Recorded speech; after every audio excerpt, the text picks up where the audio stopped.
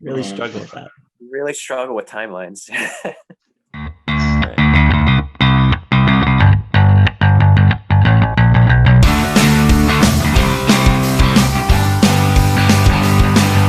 What's up, everybody? Welcome back to Listography. Jason, Joe, and Krams are here. A quick reminder to anyone that saw our announcement or maybe didn't see the announcement, we are rebranding the channel soon. The name of the channel will be changing from Listography to Taste Like Music. You don't need to do anything or resubscribe to anything different. It'll just change and you'll still be subscribed, and we'll still keep doing the same thing we've been doing. This is our end of the year wrap up this week. We got our big show coming up on Thursday, which is going to be our albums of the year. We'll each be giving you full top 10s. But before we get to that, we got some other business to get to, some awards basically to hand out to various things. Aside from just being great and being in our top 10, we want to acknowledge some other aspects of the year and some of the music we heard. So yeah, we're just going to go around. We got 8 or 9 categories, something like that. And we're just going to go around and give you our picks for our favorite, or in some cases, least favorite in each category. So let's start with probably the least important one, but a fun one. This is something that no one really wants to admit plays as big a role as it does for music and especially vinyl fans, but let's talk about our favorite album covers of the year. Or vinyl art, not covers of songs, but vinyl art. Well, kick it off. Okay. My favorite album cover of the year is by an album I actually also really like, gave it 4 stars, which means it could contend on Thursday. Got Serotonin by Girl in Red. Should be on your screen now. It's got a really cool, Jason's kind of the art guy here. He's the graphic designer, so I don't know all the terms. It's kind of a little bit abstract. It's got the girl in red in a hoodie, kind of like this dreamlike world behind with these giant roses. I just think it's really cool. Red is my second favorite color, and I really like this shade of red. Kind of like a dark ruby red. I think it's badass, and it fits the album perfectly. I would hang this up in my apartment if I could get my hands on it. So there you go. That is my favorite album cover of the year. Don't know who did it, but there it is. Cool. I can't really recall that one. I guess I do, though. I'm picturing a girl in red. My favorite of this year, I'm going to go with, not a lot that really stood out, I'll be honest with y'all. Guess my favorite would be The Art of Losing by the Anchoress. Kind of looks like she's either eating or throwing up a book. And it's really kind of weird looking. But it's provocative, and I like it. And it works for the provocative nature of the lyrics in the album. So that'll be my winner for this year. No like Baroness or anything this year. So I don't know, just nothing really jumped out to me. all right, album cover of the year for me is going to be Time to Melt by Sam Evian. I really just like the colors of the image. Pretty cool, interesting photograph of him standing outside of his car wearing this like shiny flower print suit. There's a little picnic set up next to the car, and his dog's standing there looking back at the camera. But the way the whole thing is lit is really cool. You've got like this green sky, and then this purple glow coming from the car, and then this bright yellow light coming from the back seat. It's just a really cool looking picture. I think it's really interesting. And I like the typography on it a lot too. It kind of gives you that melting feeling, even though it's not like super literal, like melting text. I do like that one. It's got cool, Incredible Hulk kind of color scheme going on. Let's move to our favorite story of the year. GMA didn't have the viewership or funds or time to make it all year round, but we would regularly talk about news on the channel. Hopefully we'll get back to that. My favorite story of the year, Bruce Springsteen getting a DUI for taking like a shot of tequila. The way that whole thing unraveled with everyone kind of jumping on him after that Super Bowl ad for a car aired, and then the headlines were like, Springsteen after a Super Bowl ad is found DUI, and everyone made it sound so bad. And I think it was just in a protected part of some park or something where you couldn't have any alcohol, but he was way under the legal limit in New Jersey.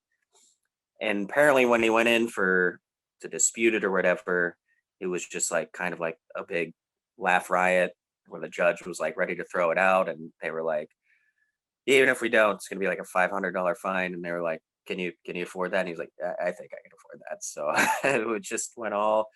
I even wrote a song about it. I never performed it on here. Maybe I will. Joe's heard it. It's all about Springsteen's DUI. But yeah, I mean, he's got such a good boy attitude. This looked like it was going to be a disastrously bad thing on his past record. So it turned out to be just kind of a big blowhard story. But it was fun to go through that ride as a massive Springsteen fan. Okay, biggest, best story of the year. For me, 2 words, free Britney. She's freed. She cast off her conservatorship of her evil father. Now can do whatever the hell she wants. Good for Britney. Always got a bad rap from the press and the people. So good job, Britney. You're free. We did it. If anyone is Nostradamus, it's that viral video from like 20 years ago, the leave Britney alone. Like no one knew what the hell that was all about except that person. All right, my story of the year. I don't even know if this qualifies as a story, but I'm going with the release of Get Back. For me, just the coolest thing.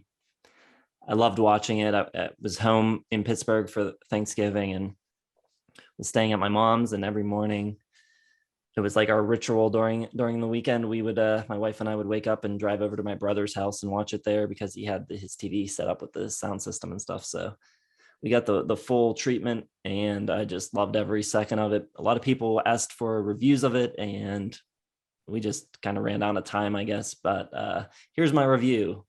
It's the best thing I've ever seen. I absolutely love it. Just so there you go. That's all you need to know. I really thought you were going to go with ABBA releasing a new album after 40 years. That was number 2, I'm sure. Yeah. All right.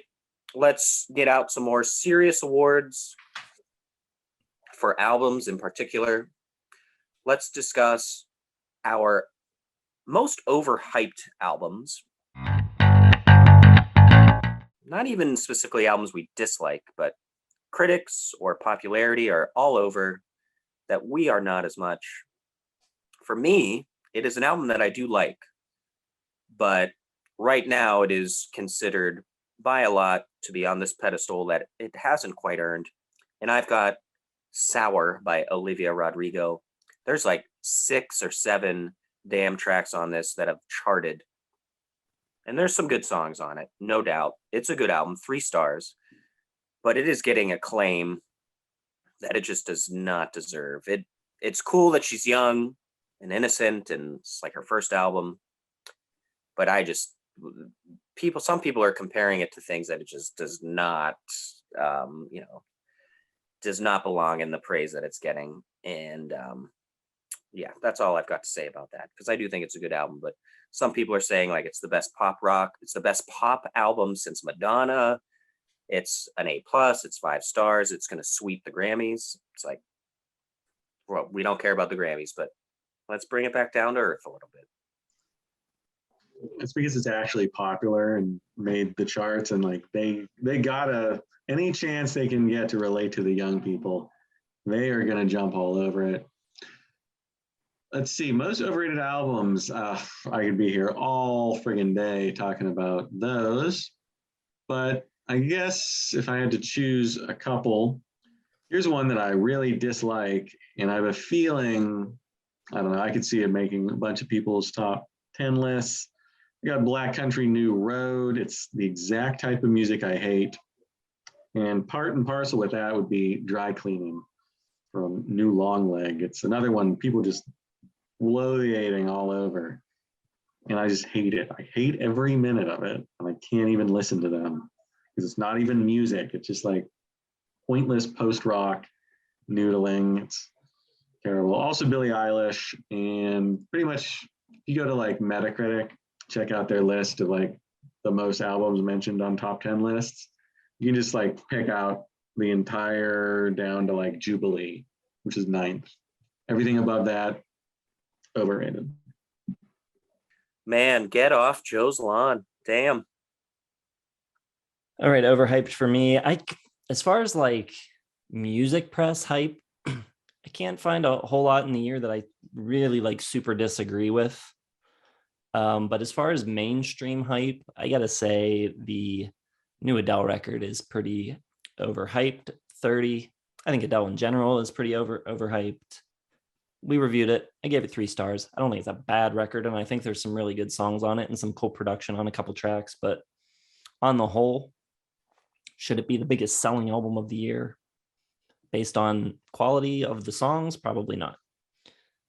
And then overhyped by you guys, I got to go with Chemtrails Over the Country Club and Blue Banisters by Lana Del Rey. I gave Chemtrails 2.5 stars. I gave Blue Banisters 2 stars.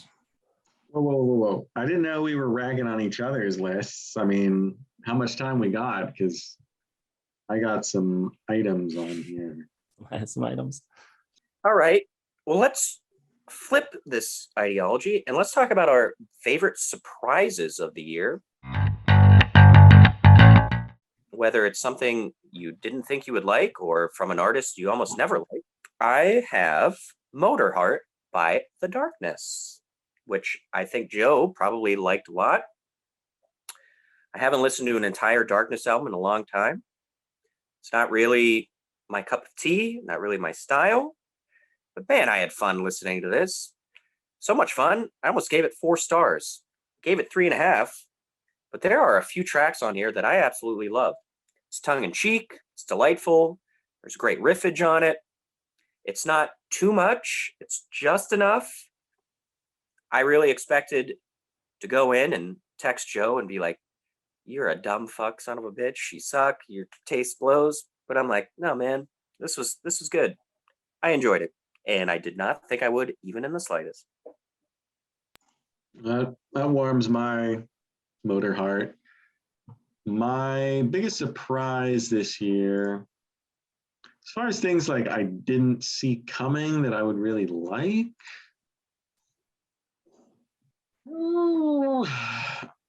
I guess I have to go with a little album from a man named Tom Jones, who did, yes, that Tom Jones.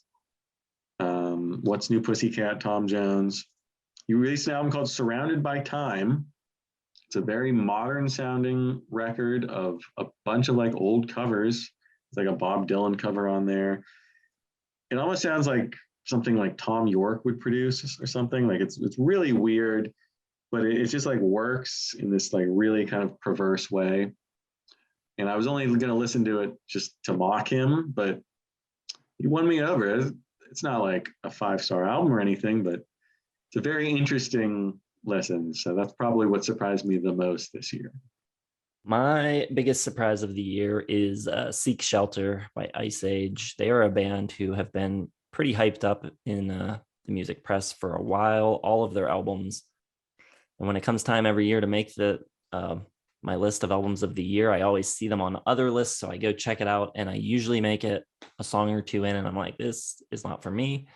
I've sampled all of their past records and nothing has ever done anything for me until this one, which I really, really liked. And I gave it 4.5 stars. So very good record.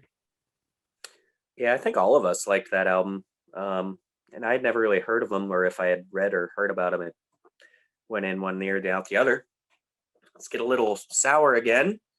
Talk about biggest disappointment of the year. Albums we were really looking forward to that. For me, this is easier, but was a strong contender for album cover of the year. I got Solar Power by Lorde, narrowly beating Songwright's Apothecary Lab by Esperanza Spalding.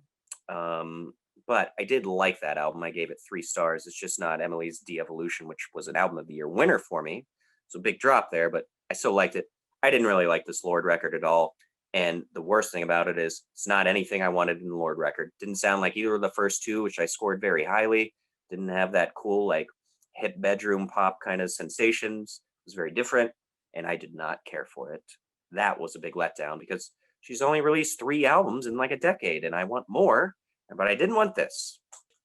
Yeah, I mean, I kind of have to agree with Kramser on that. I mean, I'm not the biggest Lorde fan, but I really didn't see how bad this one was coming. It's 161st out of 172 albums this year for me, and just really kind of lousy, boring, badly written, like cheesy lyrics, like nothing kind of like the incisive, different Lorde, like the personality that we kind of expected, I think.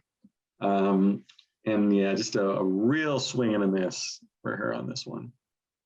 I didn't mind the Lorde. I thought I was going to hate it based on the singles because I didn't really like those a lot, but I still thought it was pretty good. It landed in like the 80s for me on my list. Made my top 100, gave it 3.5 stars. So I thought it was okay.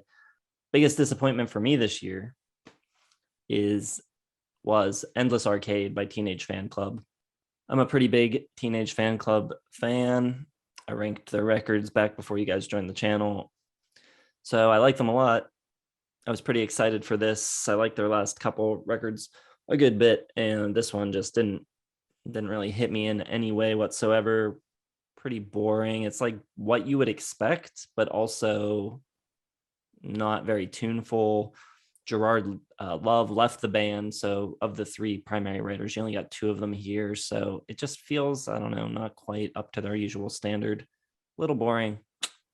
For a band that I like that much to not crack my top 100 of the years, pretty big letdown.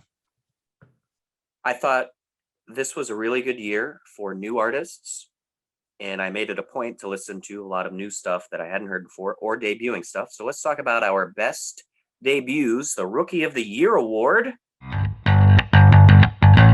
For me, it's kind of a slam dunk, even though I thought there were a lot of good first-time albums. I got to go with Black Country New Road for the first time. It's cool as hell and doesn't sound like anything else.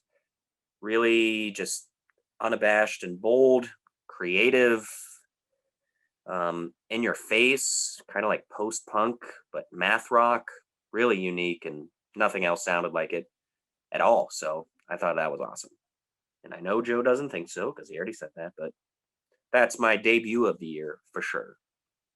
Weirdly enough, there was like no debuts on my top 50, really, other than 1 or 2. And fortunately, I have one at least that I really liked. Kind of cheating to call it a debut because she's been in a bunch of other stuff. She was in bands before this. So can I include her, or should it be? All right, I'll go with Allison Russell's solo debut. Outside Child, really great mix of like Americana, jazz, very soulful, dips into a little French sometimes, great voice, just a really cool album. Really love a couple tracks on there. I know Obama had her on his list as well, so that doesn't mean anything, but he has good taste, so I'll take it as a win. My favorite debut record this year is a record called Due North by Liam Kazar. Really cool, interesting record. He's played with a bunch of people like Daniel Johnston, Jeff Tweedy, Steve Gunn. So he's been around the music scene for a while, but this is his first proper record and it rolls. I think it's great. Tons of really good songs on it. Go check it out. Okay, let's turn the clock back. We're going to give out an annual Senior Circuit Award, which we're kind of defining as someone that had to have put out a record at least 30 years prior. So So that'll gradually get longer and longer. And when we're still doing this channel in 2030, you know, it'll be people from debuting in 2000. So Coldplay could be a senior circuit winner in 2030. And I thought there were a bunch of pretty decent ones. I think the Neil Young Barn album was really good. But my winner is going to be a 4-star record I gave to Iron Maiden with Senjutsu, which I friggin' love. It might be my favorite Iron Maiden record, which is fine for me to say because I'm not an Iron Maiden diehard. You guys can grab your pitchforks and run to the hills and come after me. I don't care. This album's awesome. Battle of the Celts, one of my favorite songs of the year. It's just really fluid, heavy. The noodling is tactful. It's awesome. I loved it. Let's make it 2. Iron Maiden Senjutsu, also my senior circuit award. Couple good metal albums this year from some older folks, but Maiden, I think it's probably their best since, at least the 2000s, maybe Dance of Death or Brave New World. I think it's a little tighter, a little less plotting. They got pretty plotting on Book of Souls. Not my favorite Maiden release. I think the leads and the solos on this one are excellent, and Bruce Dickinson still got it. So, 4 stars for Maiden. Definitely a contender for my top 10. All right, for me, I only had 4 qualifying artists reach my top 100 this year. Nick Cave at 90 with Carnage. Number 82 on my list, Downhill from Everywhere by Jackson Browne. 1 spot up from that, I had the self-titled Lindsey Buckingham at number 81. But way up from those at number 43, my favorite senior circuit album is Sweep It Into Space by Dinosaur Jr., produced by Kurt Vile. Just another solid Dinosaur Jr. record, doing their thing. I think it's really good. Not my favorite Dino record, but, solid for where they're at in their careers. I enjoyed it. Yeah, that was a good record. That, Teenage Fan Club, Guided by Voices, all kind of records that were just as good as the last one before it. Nothing blowing me away. So, all right, we got a couple awards left, kind of our big awards before we get to albums of the year in a few days. This one we're calling the Special Jury Prize. And it's not necessarily our album of the year, although it could be. It's just got to have some sort of special, unique element to it that we want to point out as being different or progressive. It can be a artistic choice, it can be some sort of production scheme, it can be a use of a new technology, whatever it is, whatever your reason that sets it apart and is worth noting. That's why we're giving the Special Jury Prize. For me, I really wanted to give it to Steve Earle for JT because I think it's got to be really hard doing a covers album of your son that passed away. That is some heavy stuff. But I am going to go with this because we talk about these kind of albums a lot and they almost never succeed. But this one did in a big way. I gave it 4 stars. It is Reprise by Moby. It is a re-recording album of a lot of his past hits with the Budapest Symphony. And then some different producers on tracks, like Brian Eno comes in. And all the songs sound like they're just newly brought to life. Really beautiful. I mean, I like Moby a lot. I wouldn't say any of these are better, but the album, it's not just like he takes every song and wants to have a new idea before it. It's like he had an idea for the entire album, picked the right songs to make this really cohesive experience. It's awesome. I really enjoyed it. 4 stars. My Special Jury Prize 2021 is Reprise by Moby. My Special Jury Prize, Steve Earle would be a great one. I'm not going to give it to him, though, because there's a Swedish pop group from long ago that decided to get back together and release an album called Voyage. It's ABBA, and I find myself liking this more and more as time goes by, maybe because it's like for old people or like from old people to like at very minimum like 50-year-olds.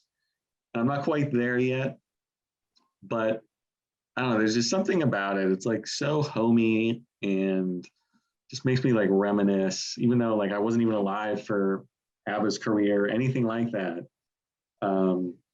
I still get like the feeling that I was, and it's just a nice feeling when I listen to it. It feels nice to have an ABBA record back. So it's my special jury prize, maybe. I will be very unhappy if that makes your top 10.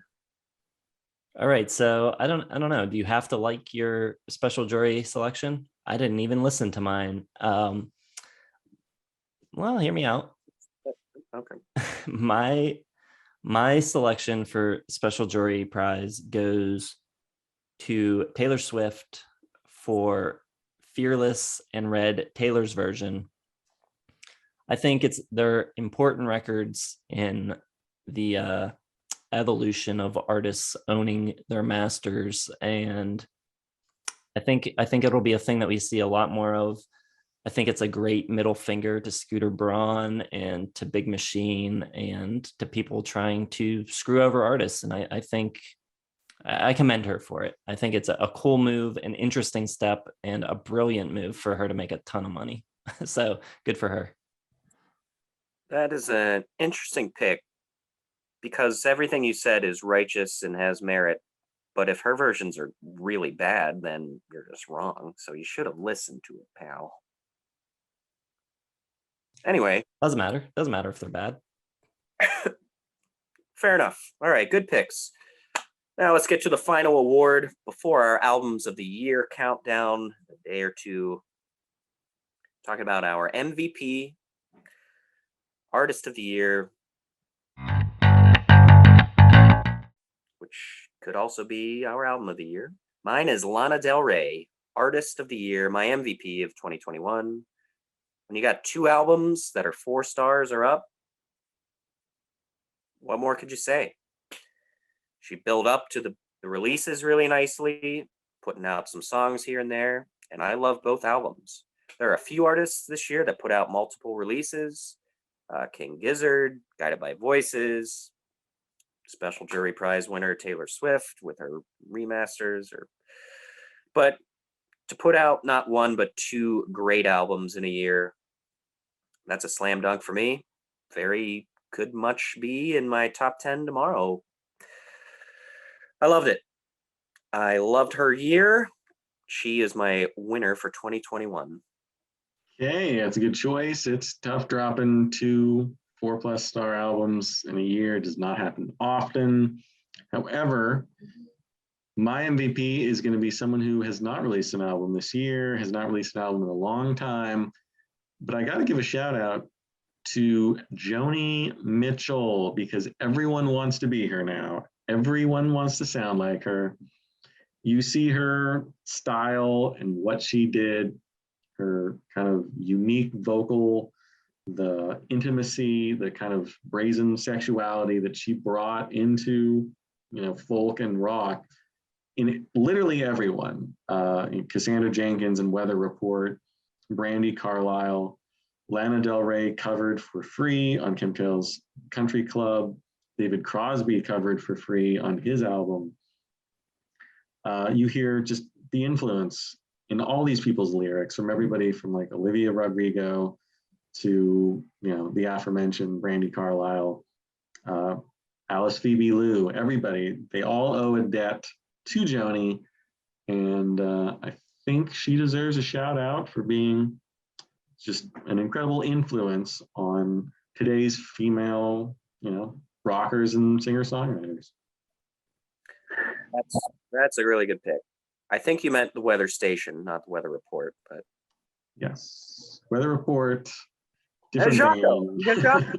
Yeah, Jocko on a Joni album. Yeah, that's right. I got Jocko in my brain.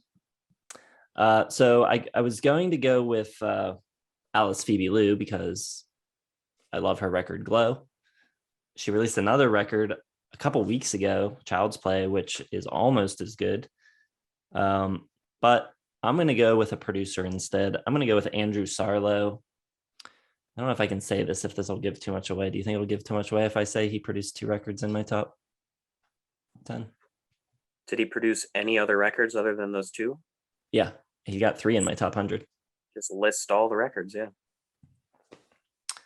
He produced History of a Feeling by Matty Diaz, which I loved. He produced Buck Meek's Two Saviors, which I love. He produced a record by a band called Flight, which is great, also in my top 100 for the year. Just knocking him out of the park. He produced some records last year that I loved. That doesn't count for this selection, but just in general, everything he touches these days seems to turn to gold. I love his production style, and he's working with great artists that I love. So it's not like he's polishing turds or anything like that. He's working with like the best songwriters around, but he's just like bringing out the best in all of them. Very nice. All right. Well, that does it for our awards before we get to the big awards, which are the top 10 albums of the year. Just a little recap. Thought it was a good year. I listened to 131 albums. I generally listen to fewer albums than you guys do because I can't listen at work like Joe can, which really sucks. And for pretty much everything I do 3.5 up, I like to listen to a lot, at least 3 to 4 times. And when you start doing that, it kind of cuts 100 listens out of your repertoire. But I thought it was a good year. Solid year, very solid year. I listened to 172 albums, which was a little about the same as last year. Actually, is exactly the same as last year. It's weird. I did not plan that. Exactly 172 last year, exactly 172 this year.